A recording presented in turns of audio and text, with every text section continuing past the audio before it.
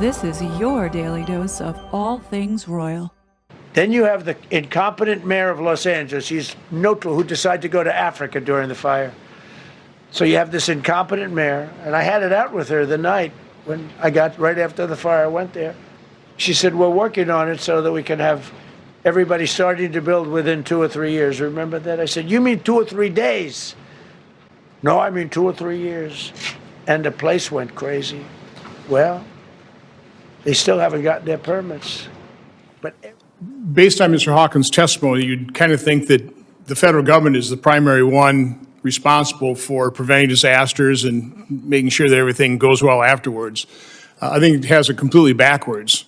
I think the hierarchy is a local response first, supported by the state, and the federal government really comes in. It does provide funding after the fact. And one of the reasons we're holding these hearings is we're going to be asked to probably spend billions that never should have been required to be spent.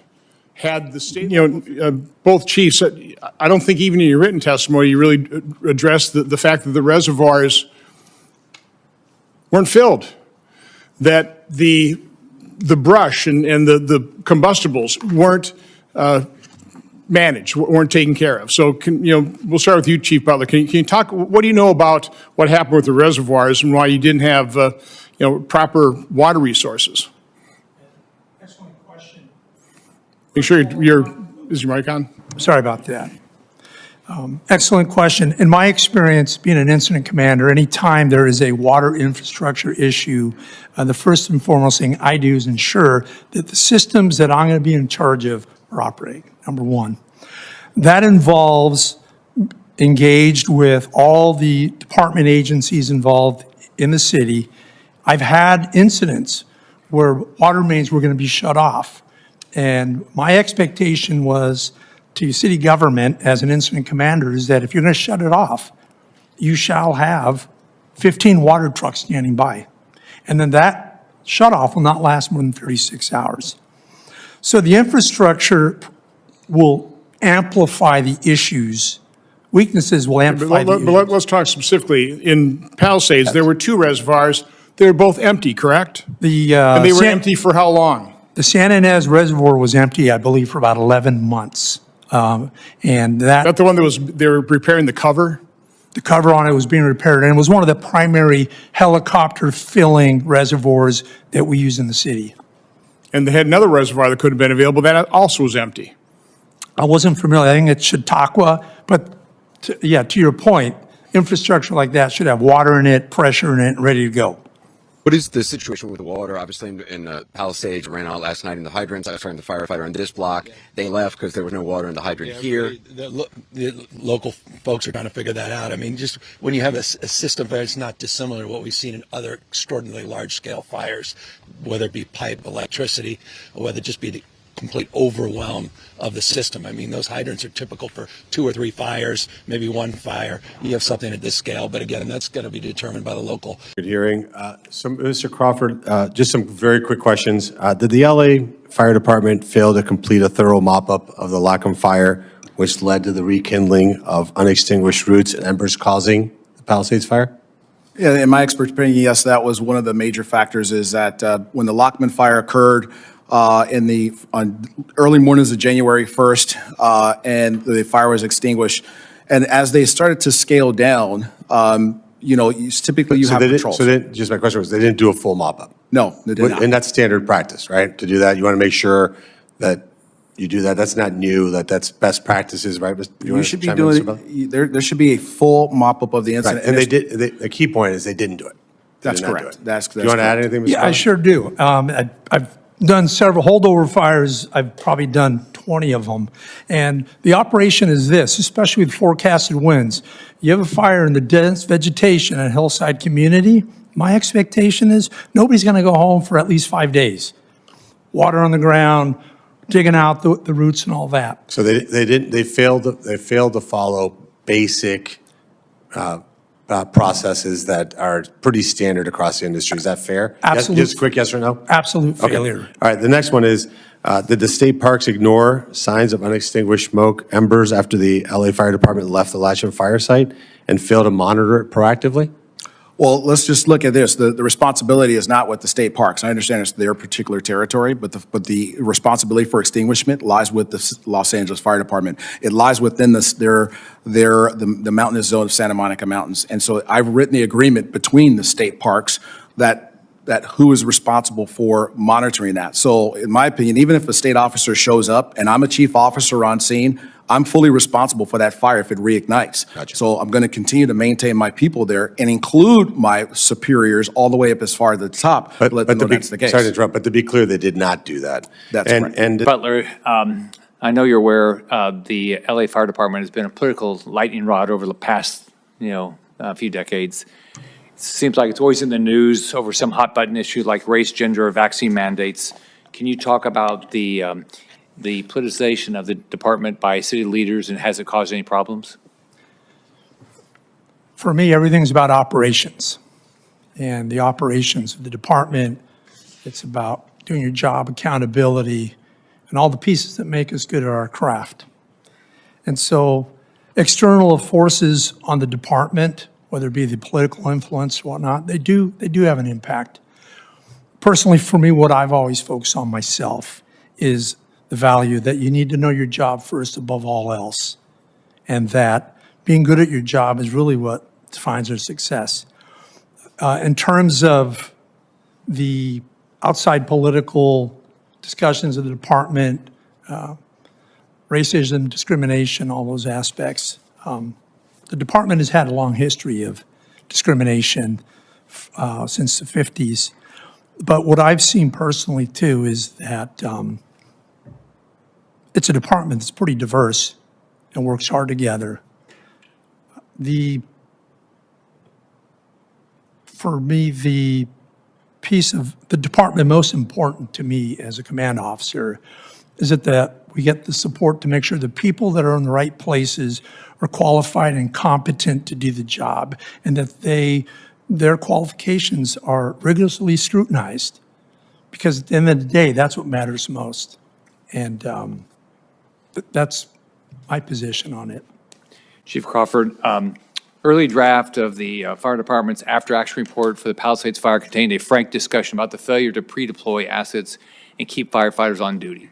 The final version, however, simply stated that preparations, quote, went above and beyond the standard LA Fire Department pre-deployment matrix, unquote. Do you agree with the early draft or the final version? Neither. I agree with neither draft. So the Los Angeles Fire Department finally released their after-action report for the Palisades fire, and man, is it a doozy. But there were two things that absolutely blew my mind in the report. They admitted they never anchored the fire. Every firefighter tells me that securing an anchor point at the heel of the fire is wildfire 101. Literally the first thing you're supposed to do, because it prevents the fire from slipping out the back door and burning behind you, which is exactly what happened when the Highlands neighborhood burned the next day. Then the report reveals that the incident commander immediately requested fixed wing tankers because homes were threatened, but nobody ordered the planes. Homes started burning and the fire ran unchecked by retardant for an hour and a half before the tankers finally arrived. An hour later than they should have. How does this happen with such a great agency like LAFD? These are beyond rookie mistakes.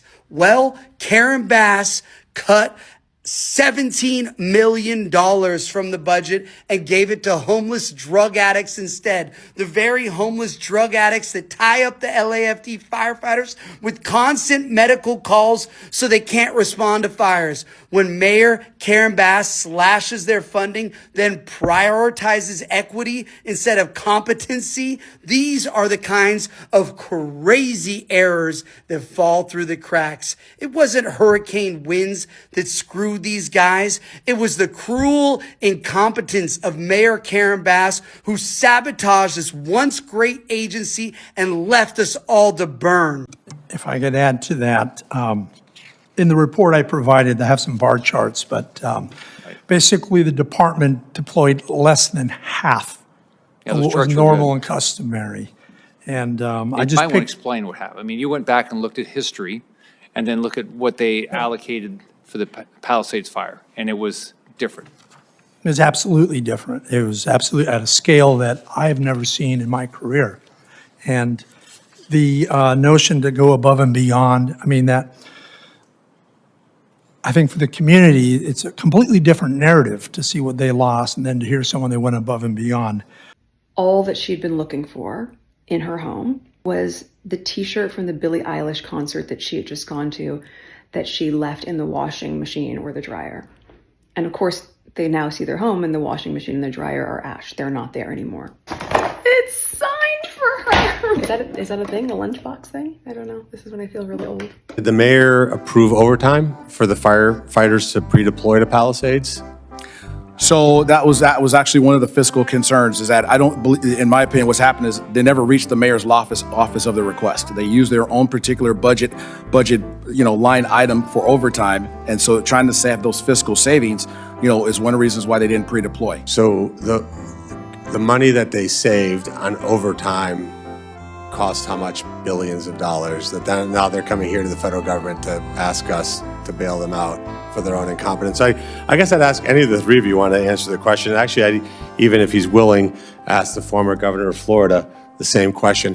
How much federal money is required to fight local incompetence?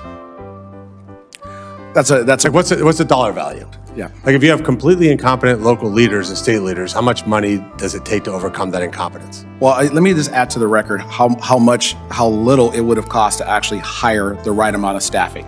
So the LAFD has 1,000 firefighters, approximately 1,000 firefighters across three different shifts. It's 1,000 each day that's on duty approximately.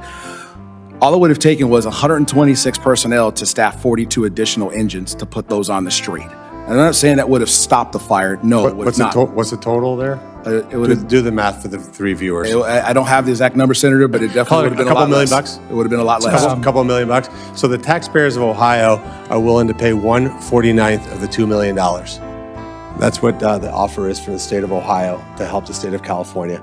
Because I think the idea that the taxpayer of the United States is burdened with this idea to pay billions of dollars to cover a local incompetence is totally outrageous. Now, I'm not a big California guy, so where in California, Palisades is near LA, I know that. What part of LA is Ghana in? What part of it, like you said? It's Ghana. Where in LA is Ghana? It doesn't exist there, sir. It's not? Then why would the mayor of Los Angeles be in Ghana? Well, that's a question for I thought she was Mayor Bass.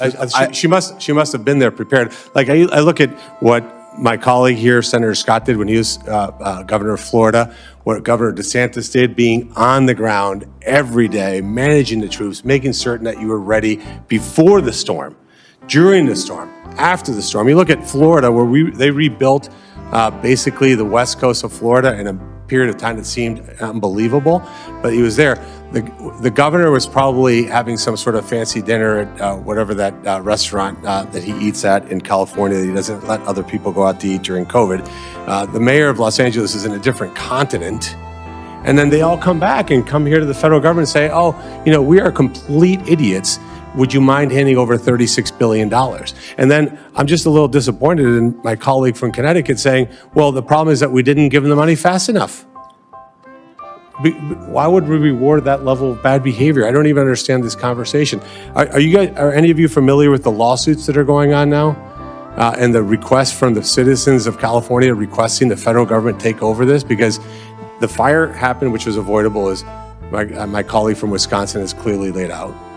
Then you now have insurance companies and citizens suing the state of California because of total incompetence in their rebuild. There's people who are willing to put the money in to rebuild their houses, get the community going again, and because of bureaucracy from the state and the local levels, just won't do it.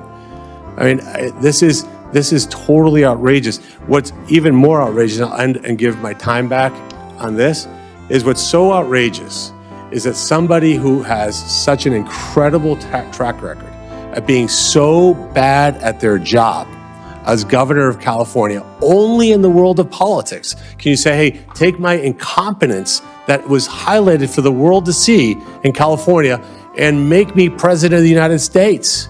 I mean, only in our U.S. political system would have somebody have the gall to actually do that. It's a total disgrace. And I can tell you, speaking for myself in Ohio, I don't think California deserves a dollar of the taxpayer dollars from the people of Ohio to cover up their disgusting incompetence. So I will point out that California spent close to $14 billion on a high-speed rail system, which will probably never be completed. They spend billions on illegal immigrants, offering themselves as a sanctuary state, sanctuary city. Again, these are just the realities we need to face when we're asking Ohio or Florida or Wisconsin taxpayers to, again, pay for their grotesque incompetence and mismanagement and poor governance. So appreciate the points you made. The reason California is requesting $33 billion of after-action support is because of the utter incompetence and failure of Los Angeles and California elected officials. Let's be clear about that. This is $33 billion that should not be needed. Mr. Hawkins, I want to quick ask you a question. Because again, it seems like it's all about federal funding. What percent of a normal city, let's say at Los Angeles' fire department budget, comes from local government or state government? What percent of the total fire department budget? I don't have visibility on a specific government. Would you have any idea what it is on the police department? I mean, the emergency responders. You know, what percent is paid for by state and local funds versus the federal government? That's going to vary community to community across the nation. Senator Scott, let me ask you, because you're former governor. Isn't it true that most local fire departments and local police departments are funded by local resources and state resources? Mostly local. It's not even a huge percentage, right? Yeah, it's almost all of it. You're not relying on the federal government. You can't. It's something completely outside your control. The federal government. If I can just add a point. No, not right now. The 39. We're almost $39 trillion in debt. Right. The federal government is bankrupt. Most of these funds are provided by local and state, as is the hierarchy of emergency management. It starts with local and state. FEMA does finance after these disasters occur. Some of them are unpreventable. Some, like the Palisades fire, is entirely preventable. So now the American taxpayer is going to be, I'm supposed to join in a request for $33 billion because California leadership utterly failed, and they were running budget surpluses to huge budget deficits. I'm sorry, we have to start questioning this when we're $39 trillion in debt. With that, I'll turn it over to Senator Scott. Given the discussion that we just had today, I'll start with you, Mr. Butler. Should Congress cease all funding of FEMA, yes or no? My answer is to be no. Definitely no, or maybe no? No, I mean, you should. It's a definite, we need to continue to fund FEMA. So it'd be a bad idea to defund it? It would be a bad idea to defund FEMA, that's correct. And Mr. Crawford, your opinion? Do you think that Congress should defund, meaning provide no more funds to FEMA? No. Okay. And Mr. Hawkins? No. And I think the ranking member, I'd give him a chance to say, but he could do an infomercial on the importance of FEMA based just on his testimony today. So next question, and I think our chairman brought this up, but I'm sure you're aware that 35% of the budget in the Department of Homeland Security's budget is FEMA. So 35% of what we're going to vote to appropriate of the DHS budget is FEMA. What would be the effects, Mr. Butler, of actually ending all funding to FEMA as of midnight on Saturday? Meaning that we're in the middle of a tough winter situation. We got a cyclone heading to New York and Boston. Who knows what other disasters are in play around the country. And of course, California is always proud to be incompetently step into a crisis. What would be the implications of no more FEMA funding as of Saturday at midnight from your perspective on the ground? I think it would have a long-term impact on fire operations. But also, I think it's what I see funding for FEMA that affects local agencies like us is the Homeland Security grants that provide us all the advanced equipment, training, and whatnot. But stopping FEMA funding will definitely impact fire operations. Would it be hyperbolic, Mr. Crawford, to say that ending FEMA funding could cost the lives of American citizens en masse? Well, when the storm hits, your local people are going to be responding. And so, FEMA obviously is not there at the time of the incident actually occurs. It's the aftermath that when it happens. And so the cascading effect you will see that will come down later. But lives could be lost. Well, if you don't have shelter, any of that's a potential. Yes, if it has to do with sheltering, it has to do with, with the long-term effects of housing. And so, yeah, that's going to cause problems and issues. But I do believe that because it's the local people that starts first, you don't see it immediately. It's the cascading effect. So when the cameras are gone away and everyone's gone home, when the smoke is cleared, that's when you start to see the effects of lack of FEMA funding. and Mr. Hawkins, your view, what would be the implications of not funding FEMA as of Saturday at midnight? It would have an impact on local emergency managers, local fire. Add some adjectives. It would be a slight impact, catastrophic impact, horrible impact, negligible impact. It really depends on the community you're talking about. Different communities. But not having FEMA would have a depends impact. So if FEMA just no longer had any money, it's shut down completely. You're saying it depends? So if you have a huge snowstorm that could be catastrophic to the coast in Massachusetts or Connecticut, it might impact people? No, if there was a major disaster, yes, obviously, if there was no FEMA funding, that would be in fact impactful to that community. But on a steady state operation, much like the other two chiefs had said, yes, there would be an impact to communities across our nation. Yeah, and Mr. Chairman, I think it's just really important to emphasize that what we're talking about today, it's Wednesday, January 28th, that the Democrats right now are going to make a decision whether to shut down the federal government, which would end the funding for FEMA, because they're mad about ICE operations that are fully funded for the next 4 years. So talk about cutting your nose off to spite your face. It's cutting your nose, your ears, and everything else. And they're going to put American lives at risk. Senator Scott, when you were governor, did you know when a hurricane was going to hit? Did it set an appointment on your calendar? You just don't know. Saturday midnight could come and go. We could be sitting here next week and have a major catastrophe in this country. And the Democrats are playing with the lives of millions of Americans by even talking about the idea of not approving a DHS funding bill, of which a third of it goes to FEMA, and none of it which will affect the funding of ICE. And I think it's just extraordinarily important. You made the point, Mr. Chairman, and I'm just highlighting it, how grotesquely irresponsible that is, especially disingenuous, coming from the ranking member who's doing an infomercial on the importance of FEMA. That's all I have to say. On the trillions that are being extorted out of our country from corrupt and incompetent governors like Gavin Newsom, J.B. Pritzker, and Tim Walz, we will very soon have a balanced budget, and that's the kind of money that we're talking about. We're talking about massive amounts of money. Such a fraud.